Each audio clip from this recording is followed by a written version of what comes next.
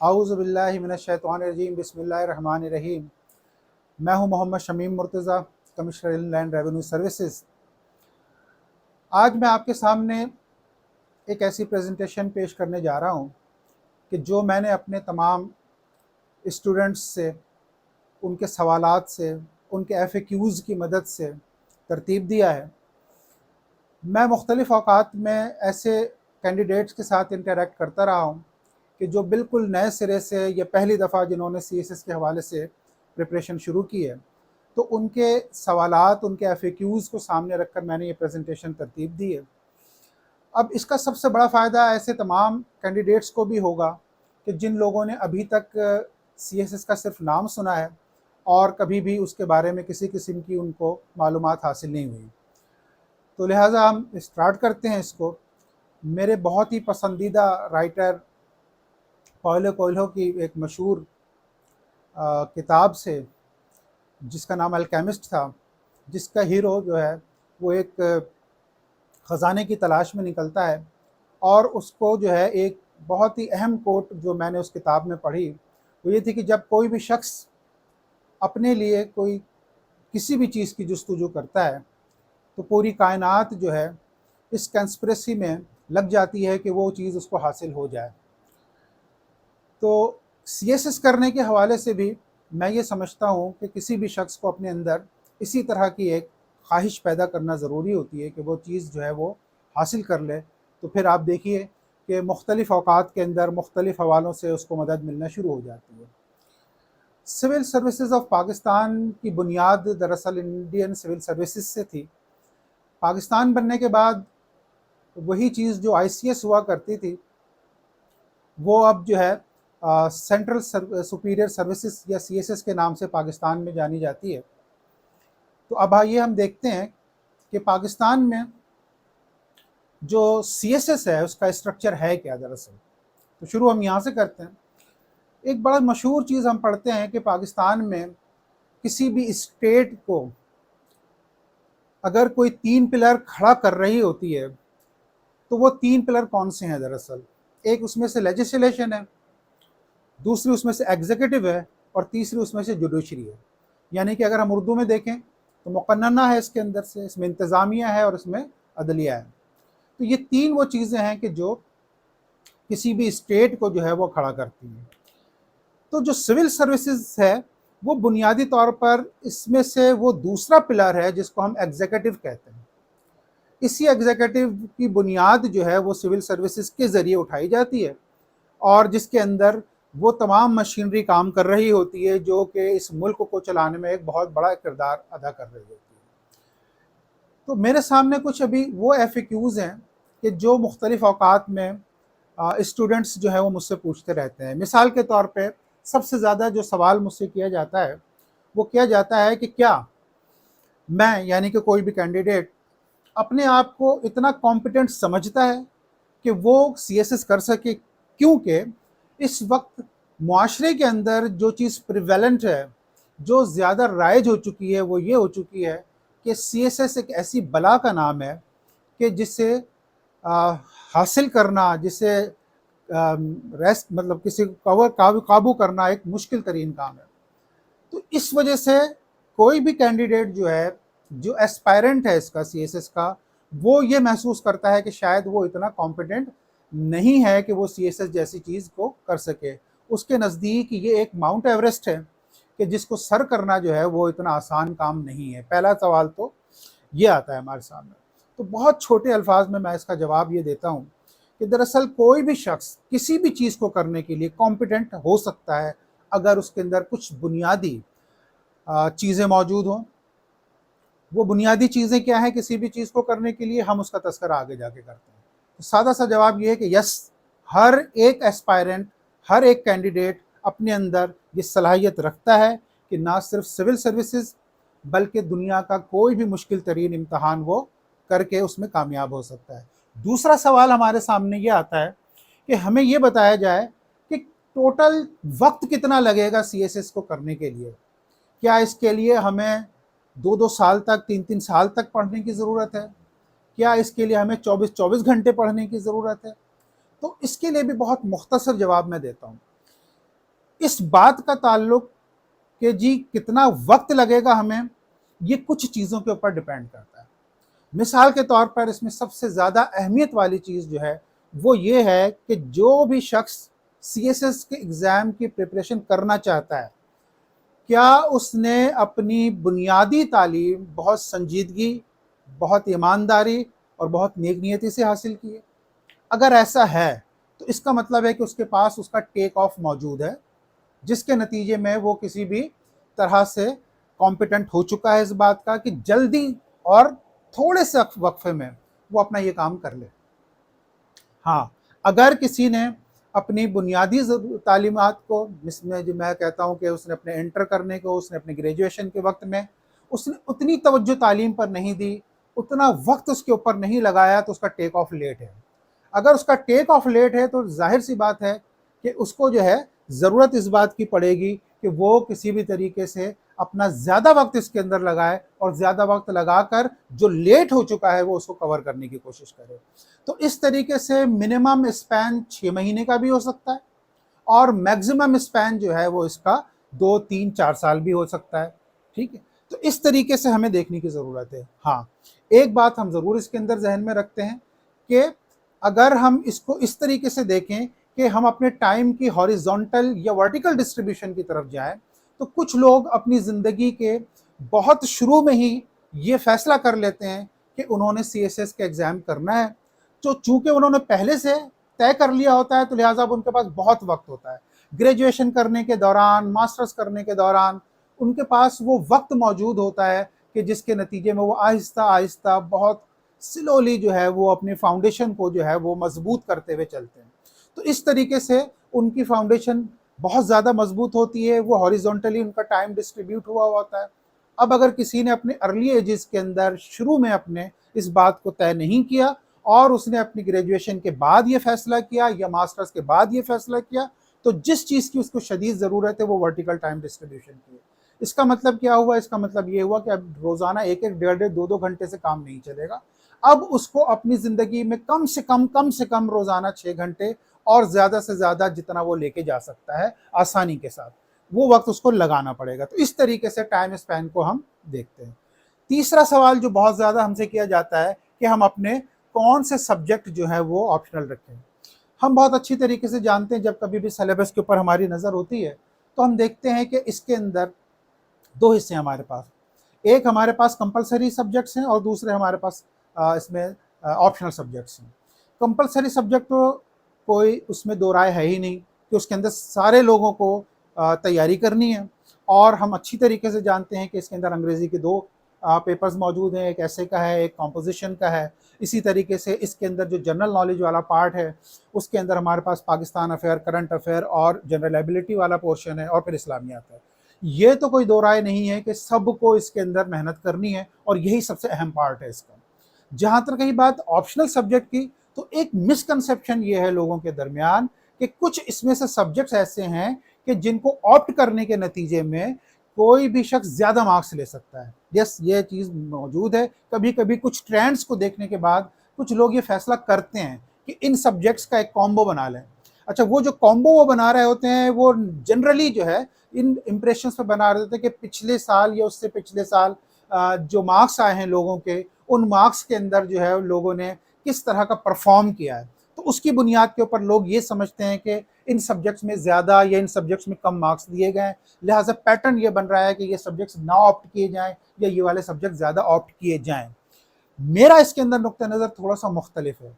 मैं ये कहता हूँ कि जिसके अंदर आप ज़्यादा अच्छा परफॉर्म कर सकते हैं वो ऑप्शनल सब्जेक्ट होने चाहिए आपके। जिसमें आपने मास्टर्स किया है अपना, वो आपके ऑप्शनल सब्जेक्ट्स होने चाहिए। जिसमें आपने ग्रेजुएशन किए उसमें आपके ऑप्शनल सब्जेक्ट्स होने चाहिए। वजह क्या है कि आपने एक वक्त लगाया है उन सब्जेक्ट्स को पढ़ने में अपनी ग्रेजुएशन के दौरान, अपने मास्टर्स के दौरान, तो definitely that should be your optional subject. ठीक है, ये प्रायोरिटी आपकी होनी चाहिए। इसमें हमने बहुत सारे लोगों को देखा ऐसे ऐसे सब्जेक्ट के अंदर परफॉर्म करते हुए कि जिसके अंदर जनरली लोगों का कॉन्सेप्ट ये था कि इसके अंदर मार्क्स अच्छे नहीं आते, लाइक फिलॉसफी। मगर मुझे याद है कि मैंने अपने ही कॉमन के अंदर अपने दोस्तों को देखा कि आउट ऑफ 200 170 मार्क्स तक जो है वो फिलॉसफी में लिए गए। इसी तरीके से उर्दू ऑप्शनल सब्जेक्ट में लोग कम ऑप्ट कर रहे होते हैं उर्दू लिटरेचर एंड हिस्ट्री, मगर चूंकि मैंने खुद ऑप्ट किया हुआ था 150 मार्क्स मेरे आते हैं उसके अंदर। उसकी वजह बुनियादी क्या है कि उर्दू लिटरेचर का शौक मुझे बचपन से था, मैंने ये सब्जेक्ट पढ़ा हुआ था।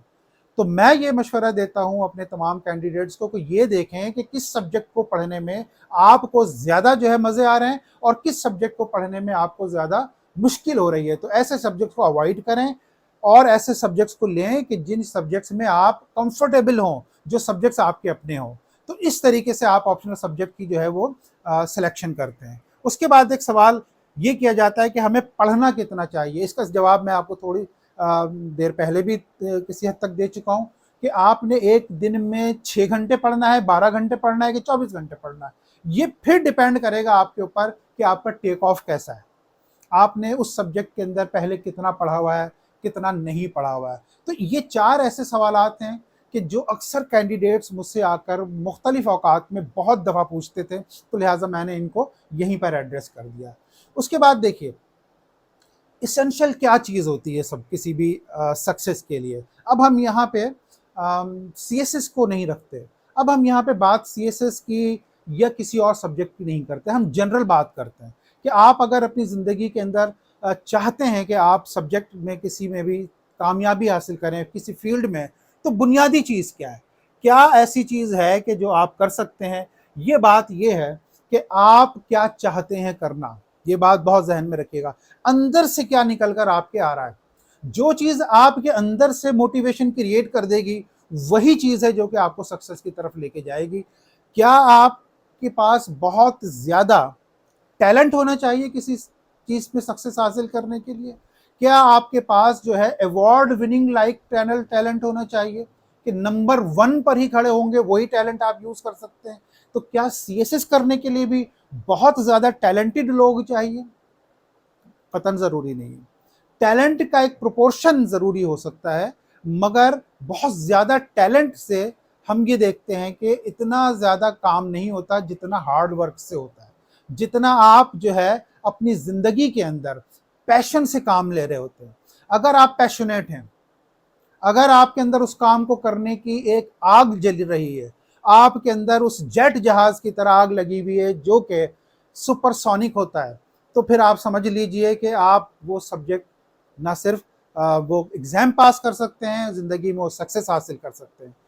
बहुत मशहूर कॉल है आइंस्टाइन का, अगर आपको मैं रिपीट कर दूं तो I have no special talent. ये आइंस्टाइन कह रहा है, I have no special talent, मगर क्या चीज़ ज़रूरी थी?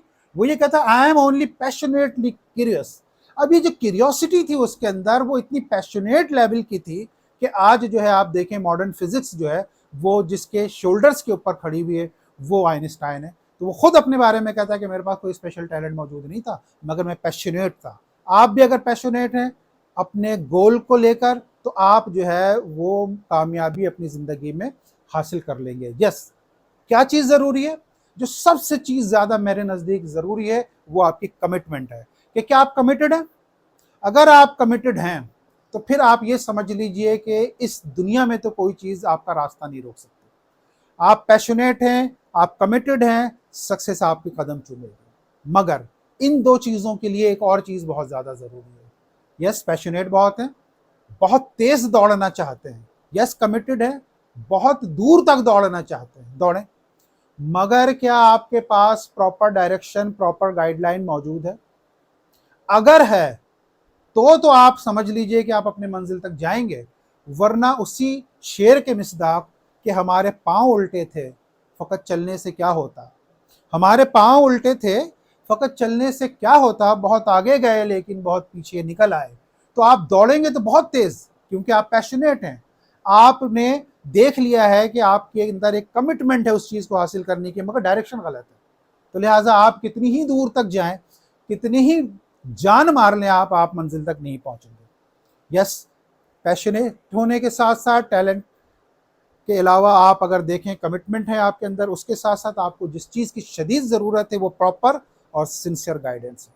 अब आपके ज़िंदगी ये बात तो हो गई कि चले गाइडेंस भी आपको मिल गया, तो जिस चीज़ को आप अब अगले लेवल के ऊपर आपको ज़रूरत पड़ती है वो ये कि आपने अपने ऊपर एक कॉन्फिडेंस रखना है, अपने ऊपर एक बिलीफ रखना है, अपने ऊपर एक एक्सपोजर क्रिएट करना है کہ یس آئی کین ڈو دس. اگر جس لمحے آپ کے اندر یہ وسوسہ پیدا ہو گیا، اور وسوسہ پیدا ہوگا، وسوسہ جو ہے وہ کسی بھی شخص کی صلاحیتوں کو انڈرمائن کر دینے کے اندر سب سے زیادہ تیز ہے. جہاں وسوسہ پیدا ہوا، آپ کی صلاحیتیں جو ہیں وہ نیچے آ جاتی ہیں. لہٰذا آپ اپنے اندر ایک بلیف پیدا کرتے ہیں اس لیے میں کہ یس آئی کین ڈو دس.